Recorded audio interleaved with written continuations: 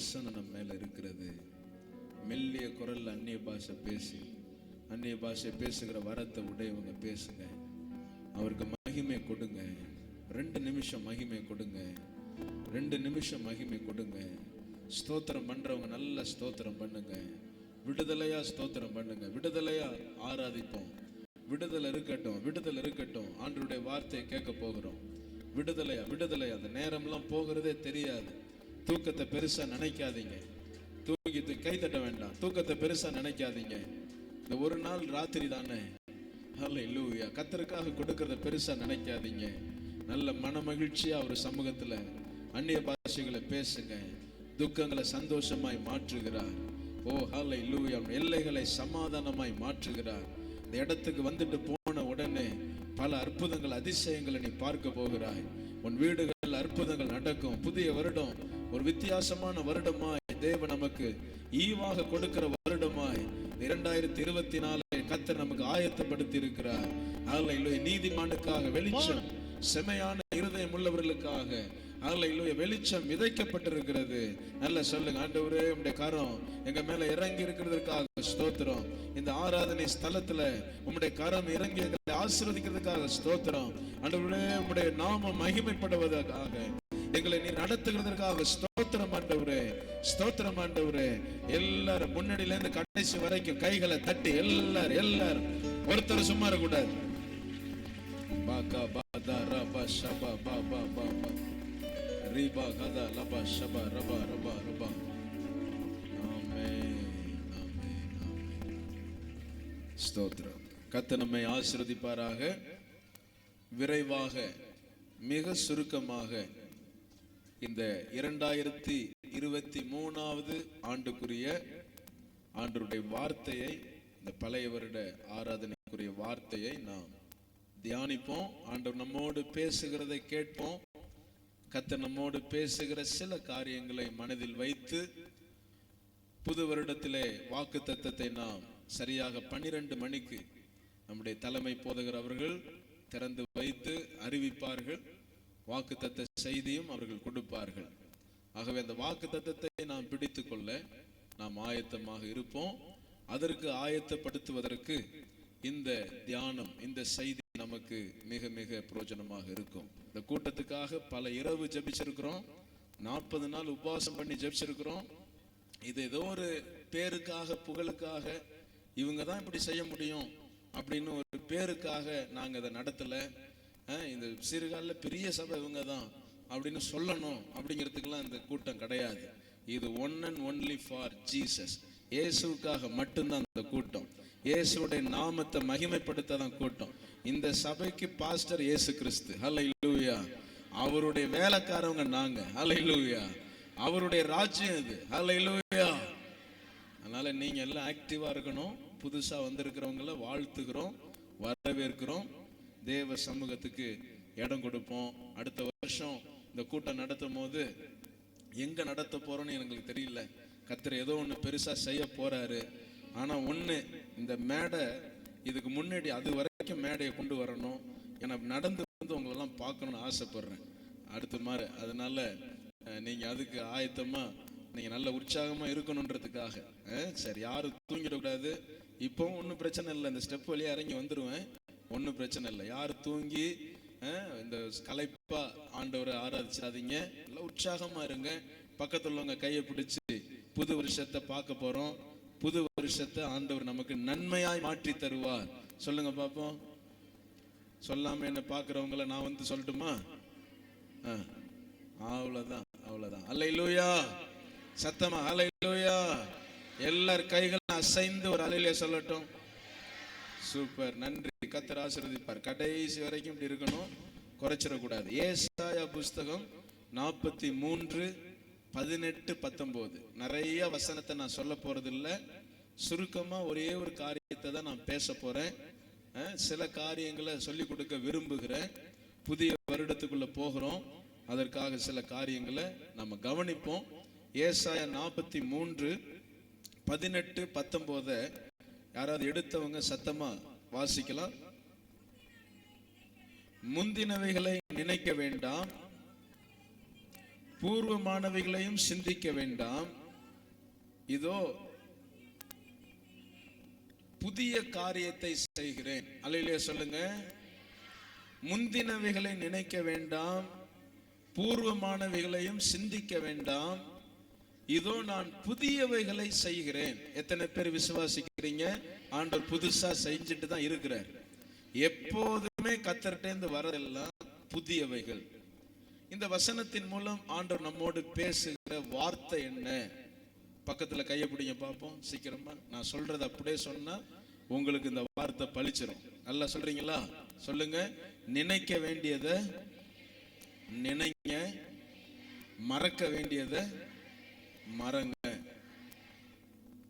இந்த செய்தியை மறந்துடாதீங்க. திரும்ப சொல்லலாமா? நினைக்க வேண்டியதை நினைங்க, மறக்க வேண்டியதை மறந்துருங்க. இப்ப கொஞ்சம் ஸ்ட்ராங்கா சொல்லுங்க. நினைக்க வேண்டியதை மாத்திரம் நினைக்கணும், மறக்க வேண்டியதை எல்லாத்தையும் மறந்துடணும். அல்லேலூயா. அப்புறம் அடுத்த நாள் காலையில பழைய ஜெப விண்ணப்பத்தை கொண்டு வரக்கூடாது. ஐயா கால் குடைச்சல், கை குடைச்சல். சரி, நினைக்க வேண்டியதை நினைக்கணும், மறக்க வேண்டியதை மறக்கணும். இததான் ஆண்டவர் ஒரு மாசத்துக்கு முன்பே என்னோட பேச ஆரம்பிச்சார். அதுக்காக ஆண்டவருக்கு ஸ்தோத்திரம். இந்த கூட்டத்தில் இதை தான் பேசணும், இந்த பழைய வருட செய்தியா பேசணும்னு சொன்னார். நினைக்க வேண்டியதை நினைக்கணும். நினைக்க வேண்டியதை நினைச்சா நிச்சயமா எங்கும் எல்லாராலும் நாம் நினைவுபடுத்தப்படுவோம். அப்படி ஒரு லைஃபுக்கு வருவோமா?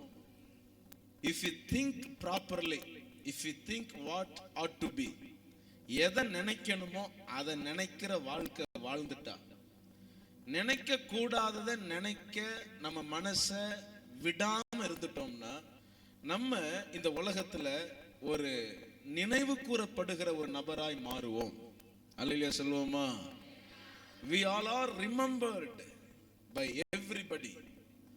நம்மளை நினைச்சு பார்க்கிற அளவுக்கு நம்ம வாழ்க்கை வந்துருச்சுன்னா, ஒருவர் நம்மளை பார்த்து நீங்க இருந்திருந்தா அது ரொம்ப நல்லா இருந்திருக்கும் அப்படின்னு சொல்ற அளவுக்கு உங்க வாழ்க்கை வரும் என்றால், நீங்க ஃபர்ஸ்ட் நினைக்க வேண்டியதை தான் நினைச்சு வாழணும்.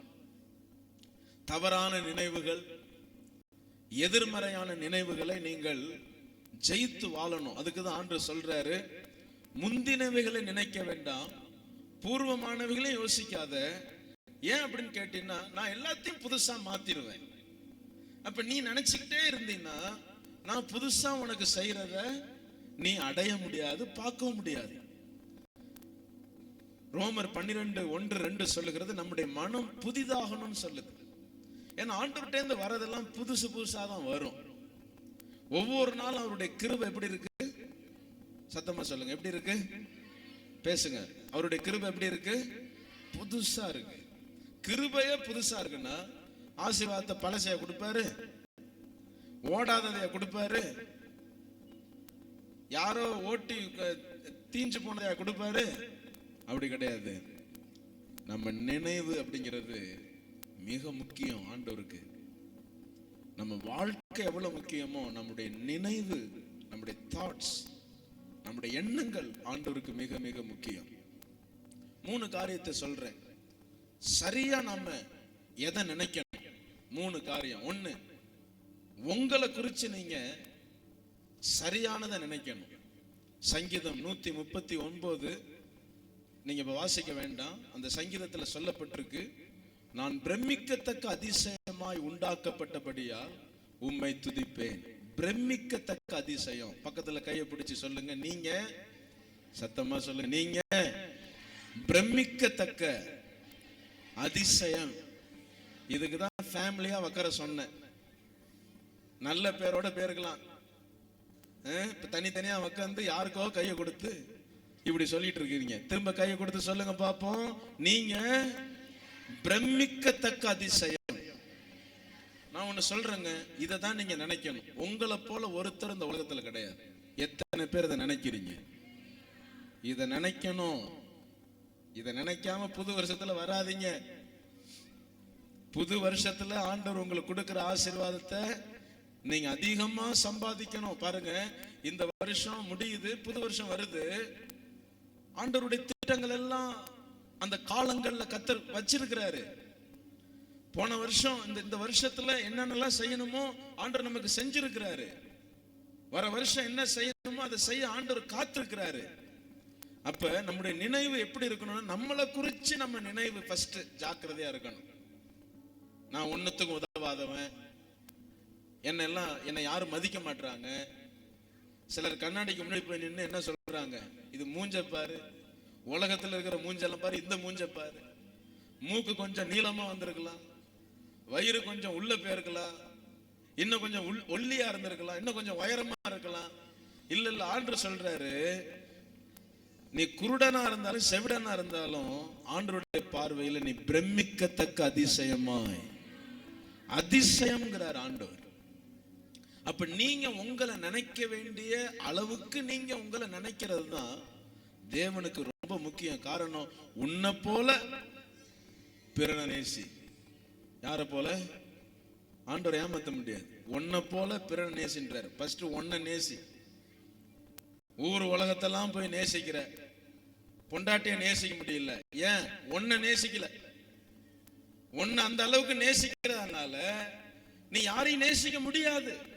எல்லாரும் மேலும் எரிஞ்சு விழுந்து கட்டு கட்டு கட்டுன்னு இருந்து என்னமோ இந்த உலகத்தை இவரு தான் திருப்பிட்டு இருக்கிறது மாதிரி, உலகமே இன்னைக்கு இவரு கண்ட்ரோல்ல இருக்கிற மாதிரி இப்படிலாம் ஆக்ட் பண்ணி சிலர் தங்களுடைய வாழ்க்கை, தங்களுடைய பிம்பத்தை, தங்களுடைய இமேஜ, தங்களுடைய உருவத்தை கெடுத்துக்கிறாங்க. அவங்கள பார்க்கும் போது ஒரு கோபக்காரன் ஒரு பேர் வருது, அவங்கள பார்க்கும் போது சிந்தனை சரியில்லாதவர்னு பேர் வருது. இந்த இமேஜ் கெடுவதற்கு காரணம் பாருங்க, அந்த மனுஷன் தன்னை குறித்து சரியா நினைக்காததுதான். அந்த செல்ஃப் டிஸ்ட்ராக்ஷன் வரும்போது you will distract everybody. உங்களை நீங்களே உடைச்சு வாழும் போது உங்கள்கிட்ட வருகிற எல்லாரையும் உடைச்சிட்டு தான் இருப்பீங்க.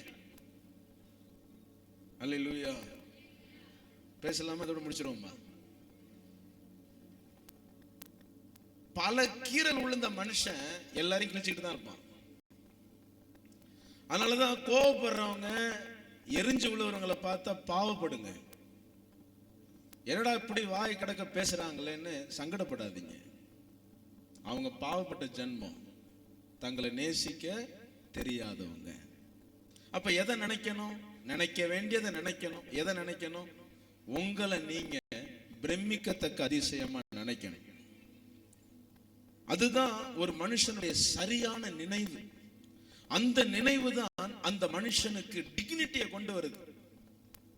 இன்னொருத்தன் நம்மளை வாழ்த்தி பேசுறதுனால அந்த மனுஷனுக்கு டிக்னிட்டி கிடையாது. ஒருத்தர் நமக்கு கிஃப்ட் கொடுத்து இவரை போல ஒருத்தர் இல்லைன்னு சொல்றதுனால நமக்கு பெரிய கணம் வந்துருச்சுன்னு சொல்ல முடியாது. இங்க சொல்லிட்டு பின்னாடி போய் இவனை போல ஒரு ஆள் இல்லைன்னு ஊரு ஃபுல்லா தூத்திட்டு போயிடுவான். அது நம்முடைய கணம் அல்ல. நம்முடைய கணம் நம்முடைய நினைவுக்குள்ளதான் இருக்கிறது. When our thoughts are straight forward without self destruction, we will have the dignity. அந்த dignity, அந்த கணங்கிறது இன்னொரு மனுஷன்ல இருந்து வரணும் எதிர்பார்க்காதீங்க, உங்களுக்குள்ள இருந்து அது வரணும். இரண்டாவது, எதை நினைக்கணும்? சங்கீதம் 136:23 சொல்லுது, தாழ்வில் நம்மை நினைத்தவரை துதியுங்கள்.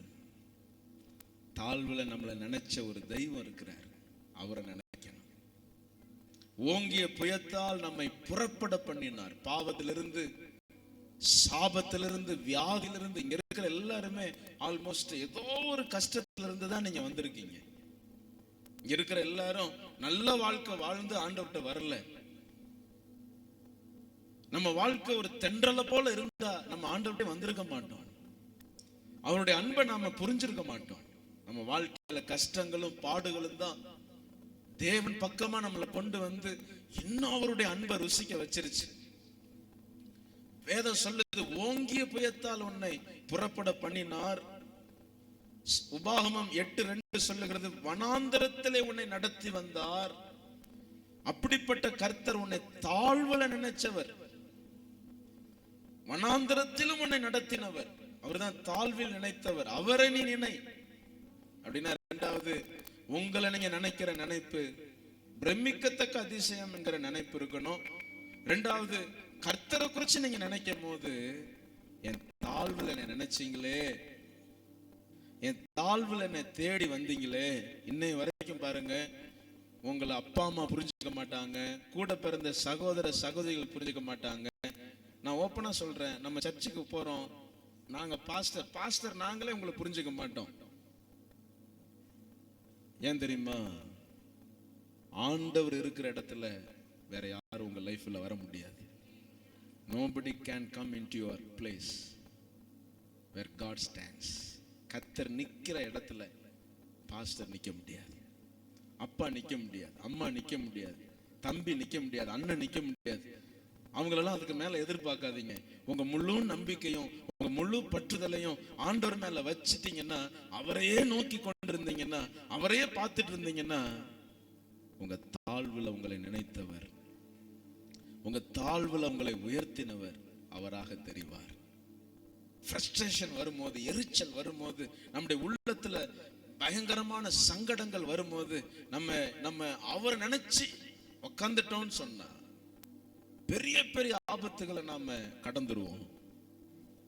நம்ம வீறு கொண்டு எழும்பி ஏதாவது ஒண்ணு செய்யணும்னு சொன்னா பயங்கரமான பாவங்களின் சோதனை போய் மாட்டிடுவோம். அவரை நினைக்கணும், அவரை நினைக்கணும். மூணாவது, தேவன் வெளிப்பட்டதை நினைக்கணும். தேவனை வாழ்க்கையில எப்படி வெளிப்பட்டார்? சங்கீதம் 119 92 93 சொல்லுது, அந்த வசனம் என் வாழ்க்கையில துக்கத்துல அந்த வசனம் மாத்திரம் வரலன்னா நான் அழிஞ்சு போயிருப்பேன்னு சொல்லுது. வசனத்தினால் வெளிப்பட்ட தேவன், தேவன் எப்படி உங்களுக்கு வெளிப்பட்டார் அதை நினைக்கணும். வசனத்தை கொண்டு வெளிப்பட்டார். துக்கத்துல அழிஞ்சு போயிடாம அந்த வசனங்கள் இந்த வருடம் முழுவதும் நம்மளை காப்பாத்தி இருக்கு. ஒவ்வொரு வாரமும் ஆண்டவர் பேசிக்கிட்டே இருந்தார். டெய்லி வேர்ஸ் நாங்க போடுறோம் வாட்ஸ்அப்ல, பேசிக்கிட்டே இருக்கிறார் ஆண்டவர். வசனம் அப்படிங்கிற ஒரு அந்த எழுத்து, அந்த வடிவம், அது ஆண்டவருடைய வெளிப்பாடா இந்த பூமியில் வந்திருக்கிறது. வெளிப்பட்ட விதம். பேதுரு இயேசுவை சபித்து சத்தியம் பண்ணி அவனை எனக்கு யாருன்னு தெரியாதுன்னு பேசின போது, பேதுரு வசனத்தை நினைவு கூர்ந்து, மத்தேயு 26:75 சொல்லுது, இயேசு சொன்ன வார்த்தைகளை நினைவு கூர்ந்து மனம் கசந்து அழுதான். பாத்தீங்களா? ஆண்டவர் வெளிப்பட்ட விதம் வார்த்தை. உங்க வாழ்க்கையில பிடித்து கொள்ள வேண்டியது வார்த்தை. அப்ப எதை நினைக்கணும்? உங்களை நீங்க நல்லா நினைக்கணும், பிரமிக்கத்தக்க அதிசயம். இரண்டாவது, தேவன் உங்களை எப்படி நினைச்சு பார்த்தார், தாழ்வுல நினைச்சு பார்த்ததை நினைக்கணும். மூணாவது, தேவன் வெளிப்பட்ட விதத்தை நினைக்கணும். உங்க வாழ்க்கையில இன்னைக்கு ஆண்டவர் வார்த்தையினால் வெளிப்பட்டு இருக்கிறார், அதை நினைக்கணும். நினைக்க வேண்டியதை நினைக்கணும். 3 டிப்ஸ் சொல்லியாச்சு. எதை மறக்கணும்? அடுத்தது, மறக்க வேண்டியதை கண்டிப்பா மறக்கணும். கண்டிப்பா மறந்துடணும். நீங்க கசப்ப, கோபத்தை, எரிச்சலை வச்சுக்கிடாதீங்க. கர்த்தர் உங்களுக்கு எவ்வளவு சான்ஸ் கொடுத்தார், உங்களை எப்படியெல்லாம் மன்னிச்சார், உங்களை எப்படியெல்லாம் ஆசீர்வதிச்சார். திரும்ப திரும்ப திரும்ப நம்ம இடரும் போது கர்த்தர் எப்படிலாம் நம்மளை மன்னிச்சார். நம்ம எத்தனை முறை மற்றவங்களை மன்னிக்கிறோம்? கசப்புகளை நம்ம நம்ம நம்ம உள்ளத்தை விட்டு எடுத்துறோம். மன்னிக்கவே முடியாது அப்படின்னு சில நபர்களை நம்ம லிஸ்ட் போட்டு வச்சிருக்கிறோம். அவங்கள இந்த இரவு ரிலீஸ் பண்ணிட்டு காலையில போகும்போது ஆளா போய் அவங்கள்ட்ட கையை கொடுத்துடணும். அப்படி செஞ்சிட்டீங்க, இந்த வருஷம் உங்களை உயர்த்துற உயர்வு அதி பயங்கரமா இருக்கும். கசப்புகளை தூக்கி போடுங்க. ஒருத்தவங்களுக்கு செய்வனை வைக்கிறான்னு தெரிஞ்சாலும் அவன்கிட்ட போய் பேசுங்க. ஒருத்தவங்களை கொலை பண்ண வரான்னு நினைச்சாலுமே அவன்கிட்ட போய் பேசுங்க.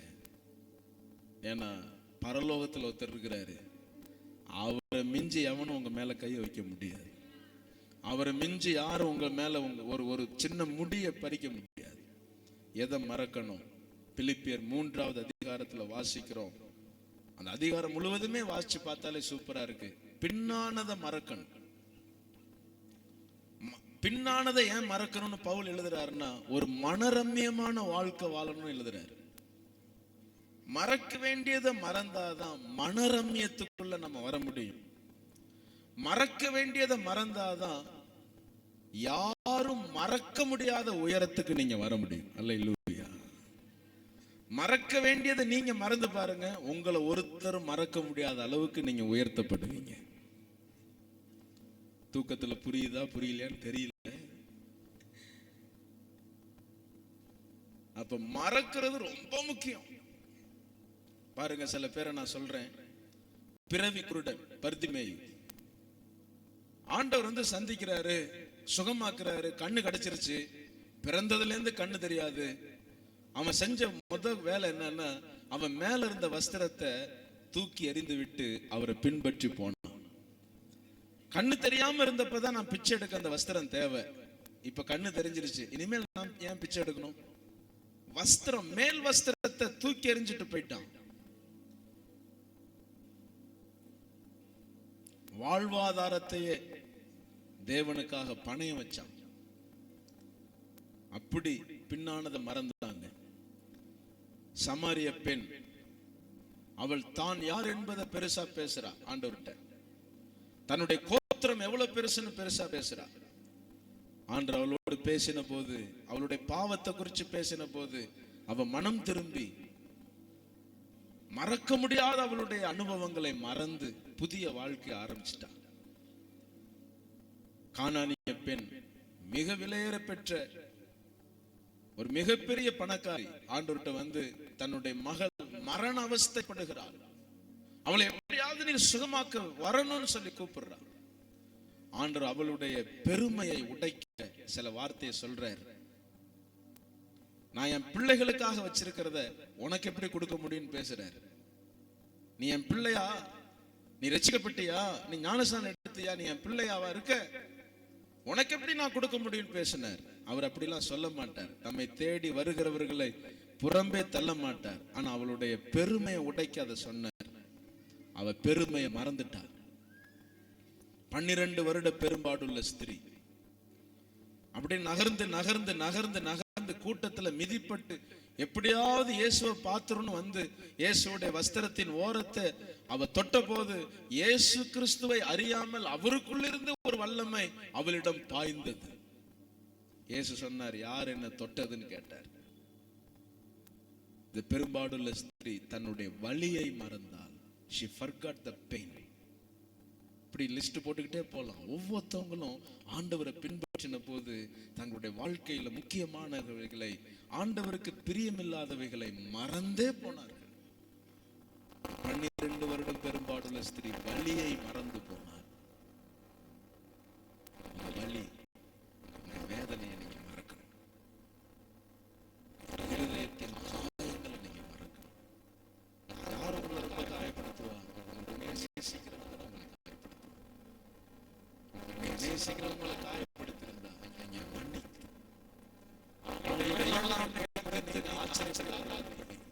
அவங்களுக்காக ஜெபம் பண்ணுங்க. ஆண்டவர் சொன்னாரு, the Christian faith ரொம்ப சூப்பர், பியூட்டிஃபுல். சத்துருக்களை கூட சிநேகி அப்படின்னு எங்கேயுமே எழுதல.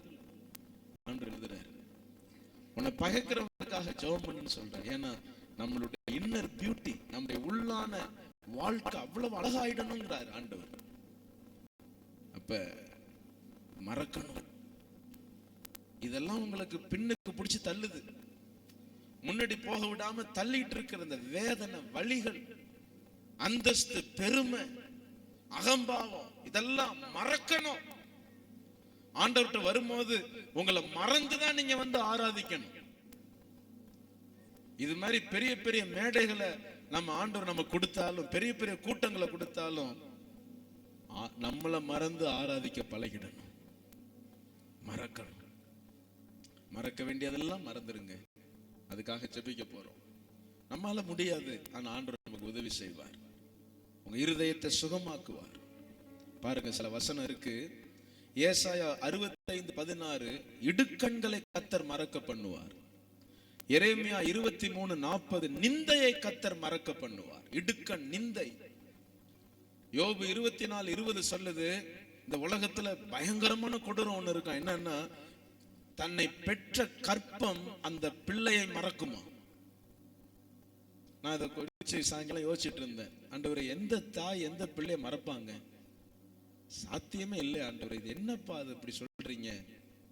ஆண்டவர்கிட்ட கேட்ட போது அது சொன்னாரு, இந்த பூமிக்குரிய தாயெல்லாம் தகப்பனும் தாயும் மறிச்சிடுறாங்கல்ல, அவங்கள குழியில வச்சிடறோம்ல, அவங்க திரும்பி வரதில்லைல்ல, அந்த கற்பம் அந்த பிள்ளைகளை மறந்து போயிடுது. அவளாலே முடியாது பிள்ளைகளை காப்பாற்ற. அவளுக்கு திராணி இல்லை. அவளுடைய வாழ்க்கை முடியும் போது பிள்ளைகளை அவ கவனிக்க முடியாது. தன்னை பெற்ற கற்பமே அந்த பிள்ளைகளை மறந்தாள். ஆண்டு எழுதுறாரு, நான் உன்னை மறக்க மாட்டேன், நான் உன்னை மறக்க மாட்டேன். உலகத்துல தாய் தகப்பனே பிள்ளைகளுக்கு விரோதமா வந்தாலும் ஆச்சரியப்படுறதுக்கு ஒண்ணும் இல்லை. நம்மளை மறக்காத தேவன் ஒருவர் இருக்கிறார். பாருங்க, 11 காரியத்தை நான் சொல்ல போறேன், முடிக்க போறேன். நினைக்க வேண்டியதை நினைச்சு மறக்க வேண்டியதை மறந்துட்டோம்னு சொன்னா இந்த 11 இடத்துக்கு நம்ம வந்துருவோம். இன்னும் நிறைய வந்துச்சு, எனக்கு டைம் இல்லை. நீங்க எழுதுறவங்க எழுதி கொள்ளுங்க. 1, நீங்க மறப்பீங்க, மன்னிப்பீங்க, முன்னேறுவீங்க. forget, forgive and forward. 3 F. மறப்பீங்க, மன்னிப்பீங்க, முன்னேறுவீங்க. முன்னேறணும் அப்படின்னு நினைக்கிறவங்க எல்லாம் கண்டிப்பா நீங்க நினைக்க வேண்டிய நினைப்பதான் நீங்க நினைக்கணும், மறக்க வேண்டிய எல்லாத்தையும் நீங்க மறந்துடணும். இல்லைன்னா நீங்க முன்னேறுவது அவ்வளவு சுலபமா இருக்காது. உங்க முன்னேற்றத்தை கெடுப்பது, உங்களை பின்னுக்கு பிடிச்சு இழுக்கிறது மறக்காத காரியங்கள், நினைக்காத சிந்தைகளை, யோசிக்கவே முடியாதவெல்லாம் யோசிச்சு நம்ம உட்கார்ந்து இருக்கிறது தான் ஆண்டவருக்கு ரொம்ப விசனமா இந்த வருஷம் இருக்கு. 2வது, you are not limited in Christ. நீ மறக்க வேண்டியதை மறக்கணும், நினைக்க வேண்டியதை நினைக்கணும். காரணம், நீங்க கிறிஸ்துவுக்குள்ள ஒரு குறிப்பிட்ட அளவோடு இருக்கிறீங்கன்னு சொல்ல முடியாது. you are unlimited in Christ. நீங்க ஆண்டவருக்குள்ள அளவில்லாத ஆசீர்வாதத்தை உடையவர்கள். ஆண்டவர் எங்கேயுமே பைபிள்ல உனக்கு இவ்வளவுதான் ஆசீர்வாதம், உனக்கு இவ்வளவுதான் நான் கொடுப்பேன் அப்படின்னு சொல்லல. அவருடைய ஆசீர்வாதம் ஐஸ்வர்யத்தை கொடுக்கும். சாலமோன் கேட்டான், ஞானத்தையும் கொடுத்தது, ஐஸ்வர்யத்தையும் கொடுத்தது. அவருடைய ஆசீர்வாதம் கேளாதவைகளை நமக்கு கொடுக்கும். அதுதான் அவருடைய ஆசீர்வாதம். அப்படின்னா நம்ம லிமிட்டட் கிடையாது. ஆண்டவருக்குள்ள, கிறிஸ்துவுக்குள்ள நம்ம பறந்து விரிந்து காணப்படுகிறோம். நம்முடைய ஆசீர்வாதங்கள் எல்லைகளற்ற ஆசீர்வாதங்களா இருக்கிறது. ஒரு மனிதன் இவ்வளவுதான் கண்டெயின் பண்ண முடியும் அப்படின்னு கிடையாது. கிறிஸ்துவுக்குள்ள ஒரு மனிதன் வந்துட்டா அவனுடைய ஆசீர்வாதங்கள் எல்லை இல்லாமல் போகிறது. அதனாலதான் மறக்கணும், நினைக்க வேண்டியதை நினைக்கணும். 3வது, obeying the mandate tells onward, onward.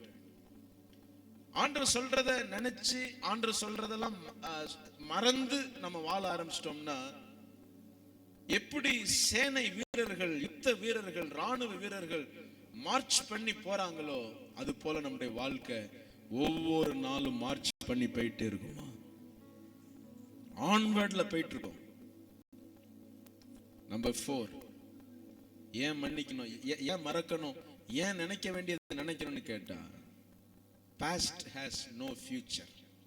உன்னுடைய கடந்த காலத்துக்கு எதிர்காலம் கிடையாது. உன் கடந்த காலத்தில் எவ்வளவோ துயரங்களை நீ சம்பாதிச்சிருப்ப, உன் கடந்த காலத்தில் எவ்வளவோ வேதனைகளை சம்பாதிச்சிருப்ப. ஆனா உன் கடந்த காலத்தை நீ எவ்வளவுதான் தூக்கி சுமந்தாலும் அதுக்கு எதிர்காலம் இல்லை. கடந்த காலத்தை வைத்து நீங்க அனுபவத்தை சொல்லி கொடுக்கலாம், கடந்த காலத்தை வச்சு சில நாலேஜ் உங்களுக்கு இருக்கும், ஆனா இட் ஹாஸ் நோ ஃபியூச்சர். உன்னுடைய கடந்த காலத்துக்கு ஃபியூச்சர் கிடையாது. அதனாலதான் ஆண்டவர் அதை மறக்கணுங்கிறார், நினைக்க வேண்டியதை நினைக்கணுங்கிறார். 5வது, you are not struck but you are spring up. நீங்க ஒரு இடத்துல சிக்கிடக்கூடாது, மாறாக தண்ணியை பிடிச்சு கட்டி வச்சு அது என்ன பண்ணும், அந்த தண்ணி பீச்சிக்கிட்டு அடிக்கிறது மாதிரி உங்களை யாரும் கட்டி வைக்க கூடாது, யாரும் உங்களை தேக்கி நிறுத்த முடியாது, எந்த சூழ்நிலையும் உங்களை தேக்கி கட்டுப்படுத்த முடியாது. அப்படியே உங்களை கட்டுப்படுத்தினாலும் தண்ணீரை போல நீங்க ஊற்றாக மாறி பாய்ந்து வருவீர்கள். அதனாலதான் மறக்கணும், நினைக்க வேண்டியதை நினைக்கணும். Live in the dreams of your future. It's better than your history of past. கடந்த காலத்துல உங்களுக்கு இருந்த சரித்திரத்தை விட எதிர்காலத்தில் உங்களுக்கு இருக்கிற கனவுகளை நீங்கள் பெற்றுக்கொள்ளணும், தரிசனங்களை பெற்றுக்கொள்ளணும். கடந்த காலத்தினுடைய சரித்திரம் இப்படி போனது, அப்படி போனது, எங்க அப்பா அப்படி இருந்தார், எங்க அம்மா அப்படி இருந்தாங்க, நான் இவ்வளவு கஷ்டப்பட்டேன், இப்படி வந்தேன், இன்னைக்கு நான் நல்லா இருக்கேன், அதெல்லாம் சொல்றதுக்கு உண்மையாகவே ஆசீர்வாதம். இதை கேட்கிறவங்களும் ஆசீர்வதிக்கப்படுவாங்க. ஆனா உங்களுக்கான ட்ரீமை நீங்க இழக்க கூடாது, உங்களுக்கான தரிசனத்தை இழக்க கூடாது. பிசினஸுக்காக ஒரு தரிசனம் இருக்கு, பிள்ளைகளை வளர்க்க தரிசனம் இருக்கு. தேவன் உங்களுக்கு இந்த உலகத்துல கொடுக்கறது எல்லாம் சும்மா இருந்தா அப்படி நாய்க்கு பிஸ்கட் போடுறது மாதிரி உங்களுக்கு ஆண்டவர் எதையும் கொடுக்கல. உங்களை பிள்ளைகளா நினைச்சு கொடுத்திருக்கிறார். பிள்ளைகளா நினைச்சு கொடுத்திருக்கிறதுனால உங்கள்ட்ட அவர் எதிர்பார்க்கிறார் கண்ணியத்தையும் யோக்கியத்தையும் பரிசுத்தமான வாழ்க்கையும் தீர்மானத்தில் வாழுகிற வாழ்க்கையும் அர்ப்பணிக்கப்பட்ட வாழ்க்கையும் ஆண்டவர் எதிர்பார்க்கிறார். நீங்கள் வழிபோக்கர் அல்ல, நீங்க அவருடைய பிள்ளைகள். உங்களுக்கு ஆண்டவர் தூக்கி எறியல பிளெஸிங்க உங்க கையில கொடுத்திருக்கிறார், உங்களை நடத்தி வந்து கொடுத்திருக்கிறார், தாயின் கருவிலே உங்களை தெரிந்து கொண்டு கொடுத்திருக்கிறார். அடுத்தது எதை மறக்க வேண்டியதை மறந்து நினைக்க வேண்டியதை நினைச்சா, அவர் choices are abilities to create. புது காரியங்களை உருவாக்க நம்முடைய தீர்மானங்களே நமக்கு திறமைகளாய் மாறுகிறது. மறக்க வேண்டியதை மறங்க, நினைக்க வேண்டியதை நினைச்சு பாருங்க. நீங்க எடுக்கிற முடிவுகள் உங்களுடைய புது புது காரியங்களை படைப்பதற்காக உங்களுடைய திறமைகளாக அது மாறிவிடுகிறது. புது படைப்புகள் உங்க மூலமாய் வரணும். தேவனை எதிர்பார்க்கிறார். புது புது காரியத்தை நீங்க செய்யணும்னு அவர் விரும்புகிறார். Leave behind and step into new possibilities. அடுத்தது பின்னாக தள்ள வேண்டியதை தள்ளி, மறக்க வேண்டியதை மறந்து, நினைக்க வேண்டியதை நினைச்சிட்டோம்னு சொன்னா புது புது வாய்ப்புகளை நம்முடைய கண்கள் பார்க்கும். New possibilities will be appeared. புது புது காரியங்களை நீங்க உங்களுக்கு தோன்றும். அது ஆண்டவர் ஏசாயால சொன்னார், புது காரியத்தை நான் செய்யறேன், அது இப்போதே தோன்றும். New possibilities. அடுத்தது only one thing we have left is our future. நம்ம நினைக்கணும், மறக்க வேண்டியதை மறக்கணும், நினைக்க வேண்டியதை நினைக்கணும். நம்ம இன்னைக்கு நம்ம கையில கொடுக்கப்பட்டிருக்கிறது நம்முடைய எதிர்காலம். வேற ஒண்ணுமே கிடையாது. கையில 10 ரூபாய் காசு இல்லை, பேங்க்ல அக்கௌண்ட்ல பணம் இல்லாம இருக்கலாம். நாளைக்கு விடிஞ்சிருச்சுன்னா, புது வருஷம் வந்துருச்சுன்னா, புது வருஷத்துல எத்தனையோ நன்மை இருக்கு, ஆனா புது வருஷத்துல வந்துருச்சுன்னா இன்சூரன்ஸ் கட்ட வேண்டியது வரும், புது புது காரியங்களை ரினிவல் பண்ண வேண்டியதெல்லாம் வரும். இதெல்லாம் வந்து நம்மளை இம்சப்படுத்தும். ஆனா ஆண்டவர் சொல்றாரு, உன் கையில விடப்பட்டிருக்கிறது உன்னுடைய காலம், யுவர் ஃபியூச்சர். 80 வயசு தாத்தாவா இருந்தாலும் ஒரு ஃபியூச்சர் இருக்கு, 90 வயசு பாட்டியா இருந்தாலும் ஃபியூச்சர் இருக்கு. Tomorrow is our future. இன்னும் கொஞ்ச நேரத்துல நாளைக்குள்ள நாம கடந்து போகிறோம். 2024க்குள்ள கடந்து போகிறோம். within a few minutes. ஆண்டவர் காலங்களை எப்படி படைச்சிருக்கிறார், கொஞ்ச நேரத்துக்குள்ள நம்ம ஃபியூச்சர் வரப்போகுது. only one thing we have left. அதனாலதான் மறக்க வேண்டியதை மறந்துருங்க, புது மனுஷனா மாறுங்க. யாரையும் பார்க்காதீங்க, உங்களை ஆண்டவர் எப்படி வாழ சொல்றாரோ அப்படி வாழுங்க. வேதத்துல சட்ட திட்டங்கள்லாம் இருக்கு, ஆனா கிருபையை கர்த்தர் கொடுத்து நம்மளை வச்சுட்டாரு. சட்ட திட்டங்களை ஃபாலோ பண்ணணும், ஆனா கிருபையை கொண்டு அதை ஃபாலோ பண்ணணும். ஆண்டவர் உங்களை எப்படி வாழ சொல்றாரோ வாழ ஆரம்பிச்சிருங்க. அடுத்தது don't look back because you are not going that way. மறக்க வேண்டியது நீங்க மறக்கணும், நினைக்க வேண்டியதுதான் நீங்க நினைக்கணும். காரணம், நீங்க வந்த வழியா திரும்பி போக மாட்டீங்க. எத்தனை பேர் ஆமென் சொல்றீங்க? எதெல்லாம் கடந்து வந்தீங்களோ, எதெல்லாம் தாண்டி வந்தீங்களோ, எதெல்லாம் தப்பி வந்தீங்களோ, திரும்ப அந்த பாதை உங்களுக்கு கிடையாது. You are not going back. திரும்ப நீங்க அந்த வழியா போகிறதே இல்லை. புதிய பாதைகளை கர்த்தர் தோன்ற பண்ணுகிறார். புதிய காரியங்களை கர்த்தர் தோன்ற பண்ணுகிறார். மறக்க வேண்டியதை மறக்கணும், நினைக்க வேண்டியதை மாத்திரம் தான் நினைக்கணும். ஏசாயா 60:1 சொல்லுது, எழும்பி பிரகாசி, உன் ஒளி வந்தது. கர்த்தர் யார் யாரெல்லாம் இந்த தீர்மானத்தை எடுக்கிறாங்களோ, ஆண்டவரே இதை நான் உண்மையா ஃபீல் பண்றேன், நான் நினைக்க வேண்டியதை நான் நினைக்காம வாழ்ந்துட்டேன், இன்னைக்கு நான் நினைக்கிறது நான் என் சாவை குறித்து நினைச்சிட்டு இருக்கேன், நான் செத்துட்டா என்ன பண்றது, என் பிள்ளைகளை யாரு பார்க்கறது நினைச்சிட்டு இருக்கேன், எனக்கு வந்து வியாதியை நான் நினைச்சு கஷ்டப்பட்டு இருக்கேன், என்னை ராவும் பகலும் தொந்தரப்படுத்துற பிசாசனுடைய கட்டுகள், என்னை சூழ்ந்திருக்கிற மரண கட்டுகளை நினைச்சு நான் வேதனைப்பட்டு இருக்கேன். இன்னைக்கு நான் ஒரு தீர்மானம் எடுக்கிறேன், ஆண்டவரே நான் நினைக்க வேண்டியதை மாத்திரம் நினைப்பேன், தாழ்வில் என்னை நினைத்தவரை நான் நினைப்பேன். அல்லேலூயா. பிரமிக்கத்தக்க அதிசயமா என்னை உண்டாக்கி இருக்கிறேன், அதை நான் நினைப்பேன்.